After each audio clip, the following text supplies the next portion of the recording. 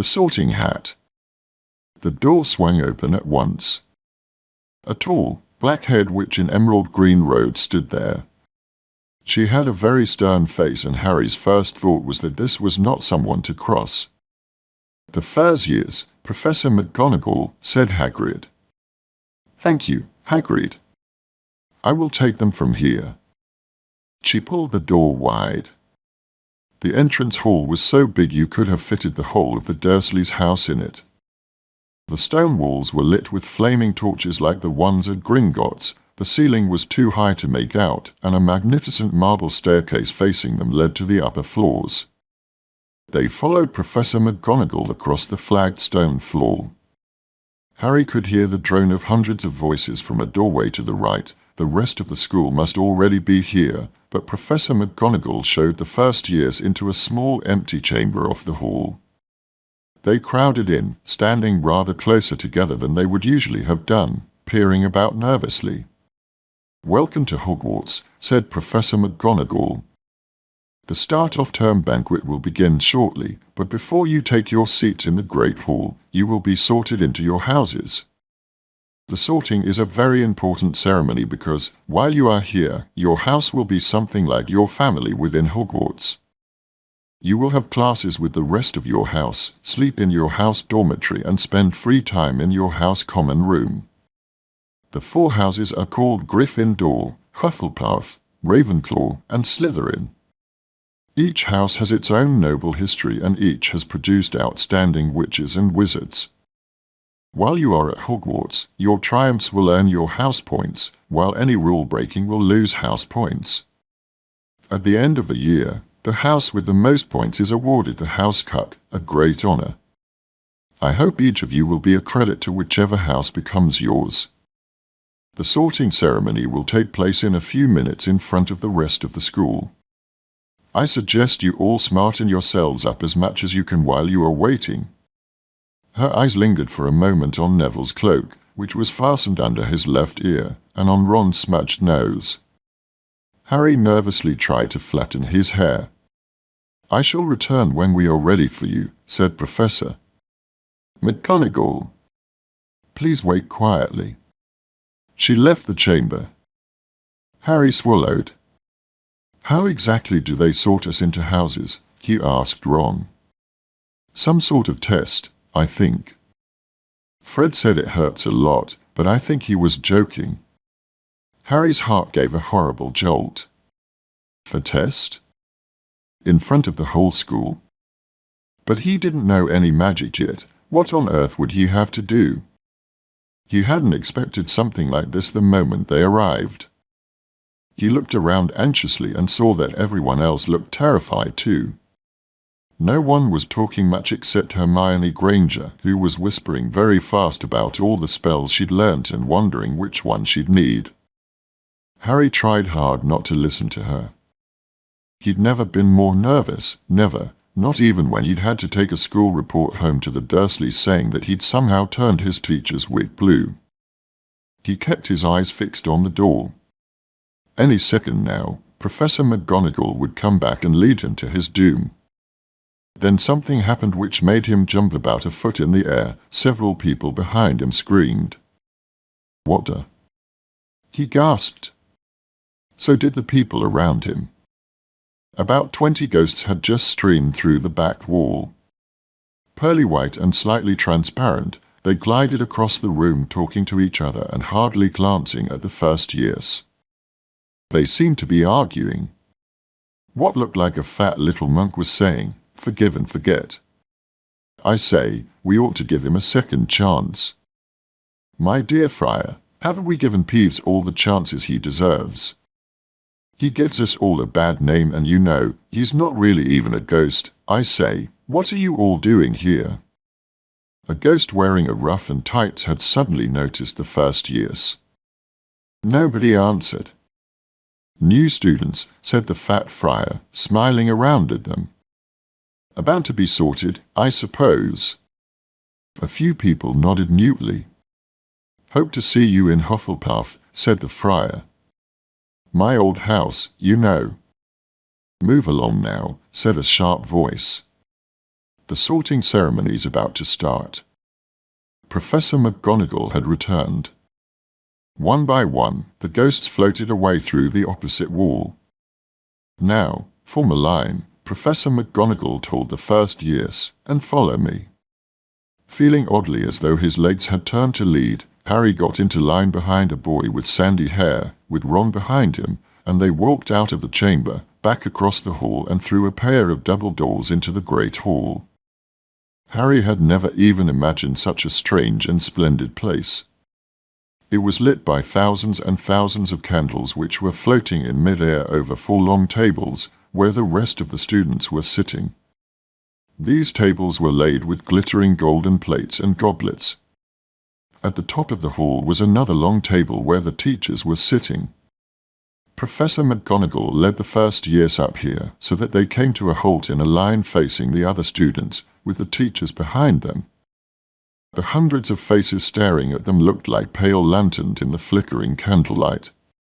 Dotted here and there among the students, the ghosts shone misty silver. Mainly to avoid all the staring eyes, Harry looked upwards and saw a velvety black ceiling dotted with stars. He heard Hermione whisper, "It's bewitched to look like the sky outside. I read about it in Hogwarts, a history." It was hard to believe there was a ceiling there at all, and that the Great Hall didn't simply open onto the heavens. Harry quickly looked down again as Professor McGonagall silently placed a 4-legged stool in front of the first years. From top of the stool she put a pointed wizard's hat. This hat was patched and frayed and extremely dirty. Aunt Petunia wouldn't have let it in the house.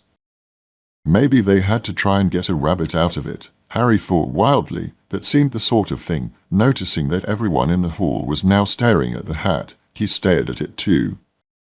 For a few seconds, there was complete silence. Then the hat twitched. A rip near the brim opened wide like a mouth, and the hat began to sing. "Oh, you may not think I'm pretty. But don't judge on what you see. I'll eat myself if you can find a smarter hat than me. You can keep your bowlers black. Your top hat sleek and tall, for I'm the Hogwarts sorting hat and I can cap them all. There's nothing hidden in your head the sorting hat can't see, so try me on and I will tell you where you ought to be. You might belong in Gryffindor. Where dwell the brave at heart. Their daring, nerve, and chivalry set Gryffindors apart. You might belong in Hufflepuff, where they are just and loyal. Those patient Hufflepuffs are true and unafraid of toil. Or yet in wise old Ravenclaw, if you've a ready mind, where those of wit and learning will always find their kind. Or perhaps in Slytherin, you'll make your real friends. Those cunning folk use any means to achieve their ends. So put me on. Don't be afraid. And don't get in a flat.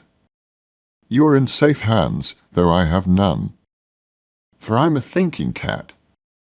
The whole hall burst into applause as the hat finished its song. It bowed to each of the 4 tables and then became quite still again. "So we've just got to try on the hat," Ron whispered to Harry. "I'll kill Fred. You was going on about wrestling a troll." Harry smiled weakly. Yes, trying on the hat was a lot better than having to do a spell, but he did wish they could have tried it on without everyone watching. The hat seemed to be asking rather a lot. Harry didn't feel brave or quick-witted or any of it at the moment. If only the hat had mentioned a house for people who felt a bit queasy, that would have been the one for him. Professor McGonagall now stepped forward holding a long roll of parchment. "When I call your name, you will put on the hat and sit on the stool to be sorted," she said. "Abbott, Hannah." A pink-faced girl with blonde pigtails stumbled out of line, put on the hat, which fell right down over her eyes, and sat down. A moment's pause. "Hufflepuff," shouted the hat. The table on the right cheered and clapped as Hannah went to sit down at the Hufflepuff table. Harry saw the ghost of the fat friar waving merrily at her. "Bounds, Susan." "Hufflepuff," shouted the hat again, and Susan scuttled off to sit next to Hannah. Boot, Terry. Ravenclaw. The table second from the left clapped this time. Several Ravenclaws stood up to shake hands with Terry as he joined them. Brocklehurst, Mandia went to Ravenclaw too, but Brown, Lavender became the first new Gryffindor, and the table on the far left exploded with cheers. Harry could see Ron's twin brothers catcalling. Bulstrode, Millicent then became a Slytherin. Perhaps it was Harry's imagination, after all he'd heard about Slytherin, but he thought they looked an unpleasant lot. He was starting to feel definitely sick now. He remembered being picked for teams during sports lessons at his old school. He had always been last to be chosen, not because he was no good, but because no one wanted Dudley to think they liked him. Finch Fletchley, Justin. Hufflepuff. Sometimes, Harry noticed, the hat shouted out the house at once, but at others it took a little while to decide. Finnegan, Seamus, the slender-haired boy next to Harry in the line, sat on a stool for almost a whole minute before the hat declared him a Gryffindor. Granger, Hermione. Hermione almost ran to the stool and jammed the hat eagerly on her head. Gryffindor, shouted the hat. Ron groaned. A horrible thought struck Harry, as horrible thoughts always do when you're very nervous. What if he wasn't chosen at all? What if he just sat there with the hat over his eyes for ages, until Professor McGonagall jerked it off his head and said there had obviously been a mistake and he'd better get back on the train? When Neville Longbottom, the boy who kept losing his toad, was called, he fell over on his way to the stool. The hat took a long time to decide with Neville. When it finally shouted Gryffindor, Neville ran off still wearing it, and had to jog back amid gales of laughter to give it to MacDougal, Morag. Malfoy swaggered forward when his name was called and got his wish at once. The hat had barely touched his head when it screamed, Slytherin. Malfoy went to join his friends Crabbe and Goyle, looking pleased with himself. There weren't many people left now. Moon. Not. Parkinson, then a pair of twin girls, Pottle and Pottle, then a Perks, Cellian, and then, at last, Potter, Harry. As Harry stepped forward, whispers suddenly broke out like little hissing fires all over the hall. Potter, did she say? For Harry Potter. The last thing Harry saw before the hat dropped over his eyes was the hall full of people craning to get a good look at him. Next second he was looking at the black inside of the hat. He waited. Said a small voice in his ear. Difficult. Very difficult. Plenty of courage, I see. Not a bad mind, either. There's talent, oh my goodness, yes, and a nice thirst to prove yourself. Now that's interesting. So where shall I put you? Harry gripped the edges of the stool and thought, not Slytherin, not Slytherin. Not Slytherin, eh? Said the small voice. Are you sure? You could be great, you know. It's all here in your head, and Slytherin will help you on the way to greatness. No doubt about that, no. Well, if you're sure, better be Gryffindor. Harry heard the hat shout the last word to the whole hall. He took off the hat and walked shakily towards the Gryffindor table. He was so relieved to have been chosen and not put in Slytherin, he hardly noticed that he was getting the loudest cheer yet. Percy the Prefect got up and shook his hand vigorously, while the Weasley twins yelled, "We got Potter! We got Potter!" Harry sat down opposite the ghost in the rough he'd seen earlier. The ghost patted his arm, giving Harry the sudden, horrible feeling he'd just plunged it into a bucket of ice-cold water. He could see the high table properly now. At the end nearest him sat Hagrid, who caught his eye and gave him the thumbs up. Harry grinned back. And there, in the centre of the high table, in a large gold chair, sat Albus Dumbledore. Harry recognized him at once from the card he'd got out of the chocolate frog on the train. Dumbledore's silver hair was the only thing in the whole hall that shone as brightly as the ghost's. Harry spotted Professor Quirrell, too, the nervous young man from the leaky cauldron. He was looking very peculiar in a large purple turban. And now there were only 3 people left to be sorted. Turpin, Lisa became a Ravenclaw, and then it was Ron's turn. He was pale green by now. Harry crossed his fingers under the table, and a second later the hat had shouted, "Gryffindor." Harry clapped loudly with the rest as Ron collapsed into the chair next to him. "Well done, Ron, excellent," said Percy Weasley pompously across Harry's as a beanie. Blaise was made a Slytherin. Professor McGonagall rolled up her scroll and took the sorting hat away. Harry looked down at his empty gold plate. He had only just realized how hungry he was.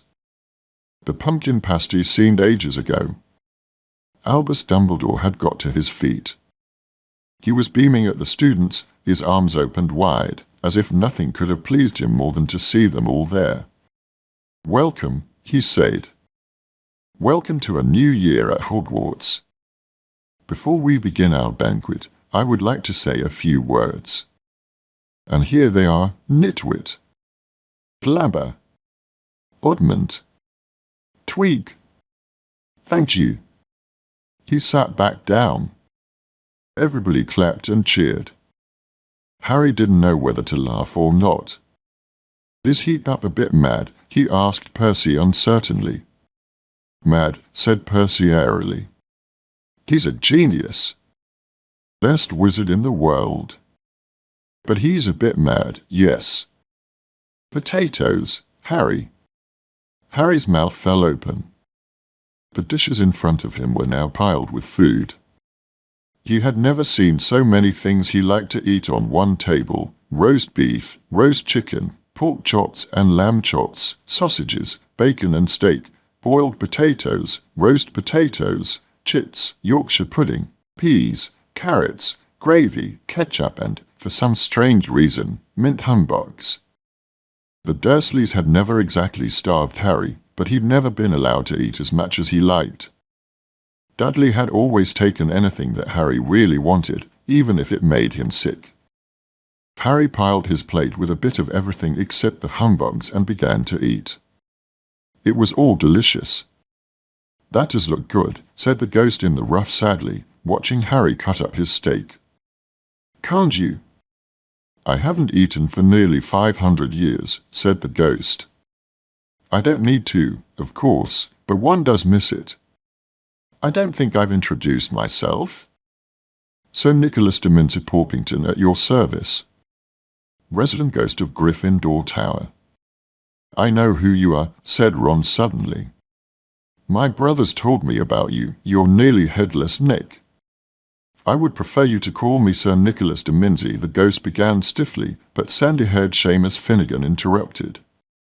"Nearly headless? How can you be nearly headless?" Sir Nicholas looked extremely miffed, as if their little chat wasn't going at all the way he wanted. "Like this," he said irritably. He seized his left ear and pulled. His whole head swung off his neck and fell onto his shoulder as if it was on a hinge. Someone had obviously tried to behead him, but not done it properly. Looking pleased at the stunned looks on their faces, nearly headless Nick flipped his head back onto his neck, coughed and said, "So, new Gryffindors. I hope you're going to help us win the house championship this year. Gryffindor have never gone so long without winning. Slytherin have got the cut 6 years in a row. The bloody Baron's becoming almost unbearable," is the Slytherin ghost. Harry looked over at the Slytherin table and saw a horrible ghost sitting there, with blank staring eyes, a gaunt face and robes stained with silver blood. He was right next to Malfoy who, Harry was pleased to see, didn't look too pleased with the seating arrangements. "How did he get covered in blood?" asked Seamus with great interest. "I've never asked," said nearly headless Nick delicately. When everyone had eaten as much as they could, the remains of the food faded from the plates, leaving them sparkling clean as before. A moment later the puddings appeared.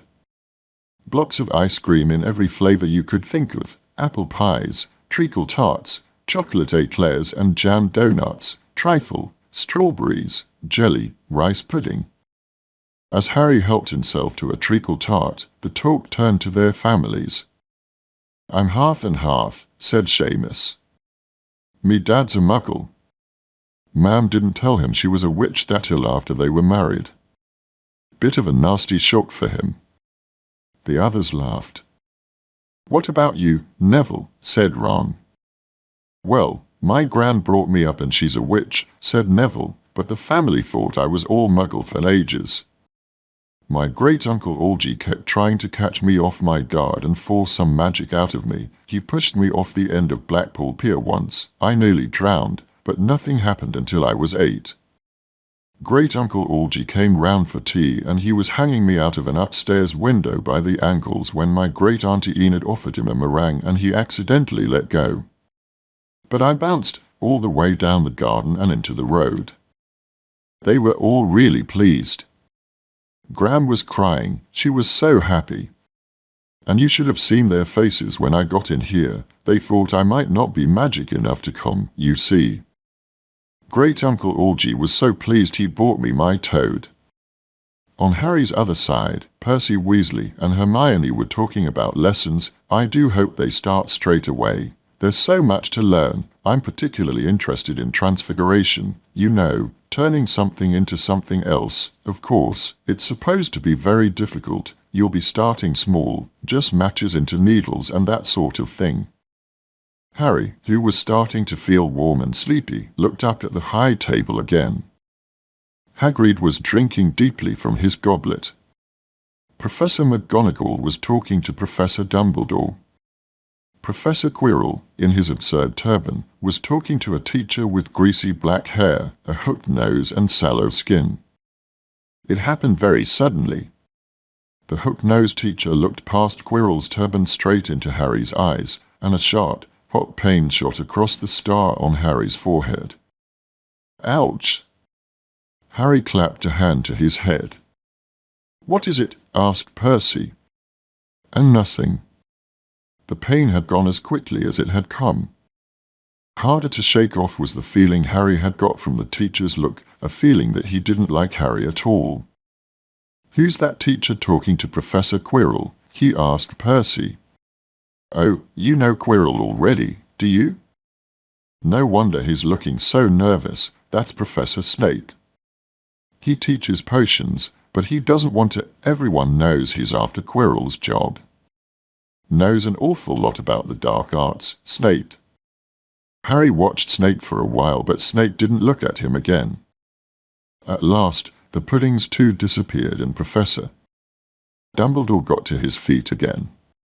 The hall fell silent. "Ahem, just a few more words now we are all fed and watered. I have a few start-of-term notices to give you. First years should note that the forest in the grounds is forbidden to all pupils. And a few of our older students would do well to remember that as well." Dumbledore's twinkling eyes flashed in the direction of the Weasley twins. "I have also been asked by Mr. Filch, the caretaker, to remind you all that no magic should be used between classes in the corridors. Quidditch trials will be held in the second week of term. Anyone interested in playing for their house teams should contact Madam Hooch. And finally, I must tell you that this year, the third-floor corridor on the right-hand side is out of bounds to everyone who does not wish to die a very painful death." Harry laughed, but he was one of the few who did. "He's not serious," he muttered to Percy. "Must be," said Percy, frowning at Dumbledore. "It's odd, because he usually gives us a reason why we are not allowed to go somewhere. The forest's full of dangerous beasts, everyone knows that. I do think he might have told his prefects, at least. And now, before we go to bed, let us sing the school song," cried Dumbledore. Harry noticed that the other teachers' smiles had become rather fixed. Dumbledore gave his wand a little flick as if he was trying to get a fly off the end, and a long golden ribbon flew out of it, which rose high above the tables and twisted itself snake-like into words. "Everyone picked their favorite tune," said Dumbledore, "and off we go." and the school bellowed, "Hogwarts, Hogwarts, Huggy-Warty Hogwarts. Teach us something, please. Whether we be old and bald or young with scabby knees. Our heads could do with filling with some interesting stuff. For now they're bare and full of air, dead flies and bits of fluff. So teach us things worth knowing. Bring back what we forgot. Just do your best, we'll do the rest. And learn until our brains all rot." Everybody finished the song at different times. At last, only the Weasley twins were left singing along to a very slow funeral march. Dumbledore conducted their last few lines with his wand, and when they had finished, he was one of those who clapped loudest. "Ah, music," he said, wiping his eyes. "A magic beyond all we do here. And now, bedtime. Off you trot." The Gryffindor first years followed Percy through the chattering crowds, out of the great hall and up the marble staircase. Harry's legs were like lead again, but only because he was so tired and full of food. He was too sleepy even to be surprised that the people in the portraits along the corridors whispered and pointed as they passed, or that twice Percy led them through doorways hidden behind sliding panels and hanging tapestries. They climbed more staircases, yawning and dragging their feet, and Harry was just wondering how much further they had to go when they came to a sudden halt. A bundle of walking sticks was floating in mid-air ahead of them, and as Percy took a step towards them, they started throwing themselves at him. "Peeves," Percy whispered to the first years. "A poltergeist." He raised his voice, "Peeves, show yourself." A loud, rude sound, like the air being let out of a balloon, answered. "Do you want me to go to the bloody Baron?" There was a pop and a little man with wicked dark eyes and a wide mouth appeared, floating cross-legged in the air, clutching the walking sticks. "Ooh," he said, with an evil cackle. "Ickle furs ties." "What, son?" He swooped suddenly at them. They all ducked. "Go away, Peeves, or the Baron hear about this, I mean it," barked Percy. Peeves stuck out his tongue and vanished, dropping the walking sticks on Neville's head. They heard him zooming away, rattling coats of armor as he passed. "You want to watch out for Peeves," said Percy, as they set off again. "The bloody Baron's the only one who can control him. He won't even listen to us prefects." Here we are. At the very end of the corridor hung a portrait of a very fat woman in a pink silk dress. "Password," she said. "Kaput Draconis," said Percy, and the portrait swung forward to reveal a round hole in the wall. They all scrambled through it. Neville needed a leg up and found themselves in the Gryffindor common room, a cozy, round room full of squashy armchairs. Percy directed the girls through one door to their dormitory and the boys through another. At the top of a spiral staircase, they were obviously in one of the towers. They found their beds at last, 5 four-posters hung with deep red velvet curtains. Their trunks had already been brought up. Too tired to talk much, they pulled on their pajamas and fell into bed. "Great food, isn't it?" Ron muttered to Harry through the hangings. "Get off, Scabbers. Is chewing my sheets." Harry was going to ask Ron if he'd had any of the treacle tart, but he fell asleep almost at once. Perhaps Harry had eaten a bit too much, because he had a very strange dream. He was wearing Professor Quirrell's turban, which kept talking to him, telling him he must transfer to Slytherin at once, because it was his destiny. Harry told the turban he didn't want to be in Slytherin. It got heavier and heavier. He tried to pull it off, but it tightened painfully, and there was Malfoy, laughing at him as he struggled with it. Then Malfoy turned into the hook-nosed teacher, Snape, whose laugh became high and cold. There was a burst of green light and Harry woke, sweating and shaking. He rolled over and fell asleep again, and when he woke next day, he didn't remember the dream at all.